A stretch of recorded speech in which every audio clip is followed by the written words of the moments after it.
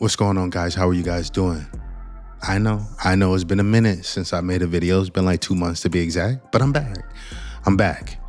And I'm back to talk to you guys about fear and how we should have no fear. Because if we look at Matthew chapter 10, verse 27, Jesus is talking to his disciples and he tells them, whatever I say to you in the dark, say in the light. And whatever you hear whispered, proclaim it from the housetops. So this is all about fear. Don't be afraid of persecution. Don't be afraid of how people are going to look at you. Don't be afraid of the judgment that you might receive from your peers. And I'll tell you, when I first started preaching the word, that was one of my biggest fears, of being judged by the other people. Like, how would they look at me if I was to come out and stand next to God? You know, how would people look at me? Will I still be as cool? Will they still consider me a friend? How many people would I lose from doing this? You know, so I used to be fearful of that kind of stuff until I got really close with Christ and my relationship developed with him. I never wanted to be a Peter. You know, I never want to be in a situation where I deny Christ or I act like I don't know him. I'm never in a situation like that. I was always in fear of being in a position like that because it's always like, how would I respond? But today, I move in a way that I'm never Peter. I never want to be Peter. So I'm consciously always thinking about making sure that I stand up for who I believe in. I always stand up for my Father, that I show him that I stand next to him through any situation, through any circumstance. And that's how we all should be operating. We should never be moving in fear. We should never be afraid to stand next to him. And Christ says, whoever denies me will be denied by our Father when judgment day comes. So I never want to be in a situation where I have to feel like I have to turn away from him. You know, so move in that kind of way. Be strong in what you believe in. Have faith in what you believe in. Trust in the things that you believe in.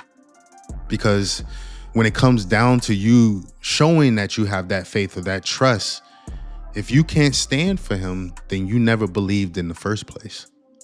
If you'll deny him when it matters, then you never believed him in the first place. So make sure that you're always standing up for God, that you're always showing your support of him, and that you're one of his children whenever that opportunity presents itself. And the reason I love this message that Jesus was giving to his disciples is because it hit home for me. When I originally started doing YouTube, I did financial education type videos, self-development type videos. So I never thought that I would be preaching the word. I never thought that my channel would be something like this. So when God called me to do this, I was hesitant. I was like, man, do I really want to do this? Are people really going to resonate with me proclaiming God, talking about God in every video? Am I going to dissect the people that follow me? You know, I didn't want to lose people because my content was based off of something earlier, something different earlier.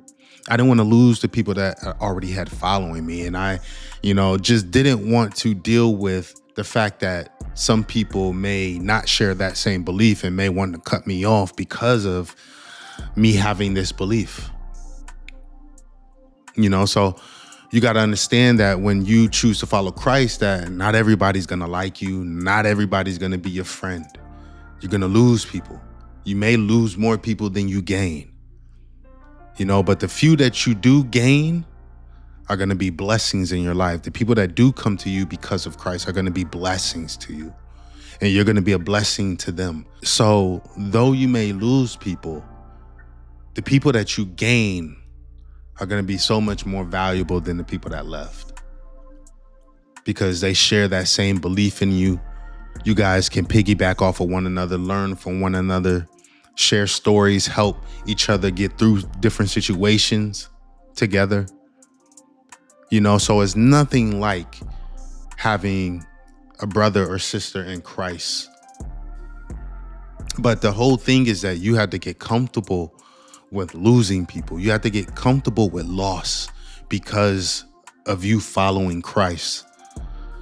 This fellowship was never supposed to be easy because we're supposed to be shedding ourselves of the flesh.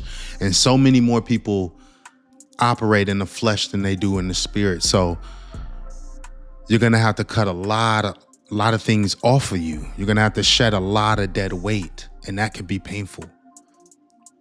It's like when you're having a fitness journey and you're needing to lose weight. It's not easy to lose that weight. It's not easy to shed that weight, to get rid of that excess baggage.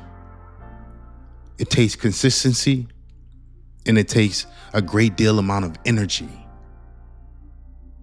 So we had to be okay with loss. We had to understand that loss was for the good of us anyways. Because if they're not people that share that same belief in what you believe in, then they weren't meant to be in your life in the first place.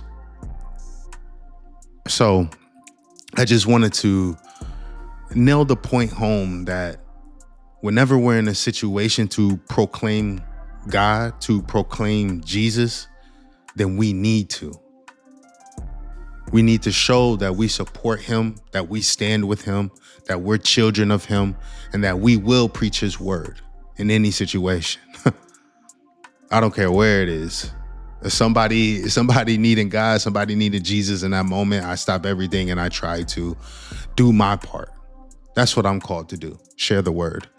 And we all are. That's all of our mission, goal, duty is to continue to bring people closer to Christ. So anytime I'm in that situation, I try to seize it for that purpose.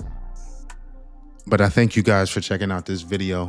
I didn't want it to be too long, quick and to the point, and I hope it's digestible. But I thank you guys for checking out this video. I'm gonna have more content on the way. I'll catch you guys in the next one. I'm out.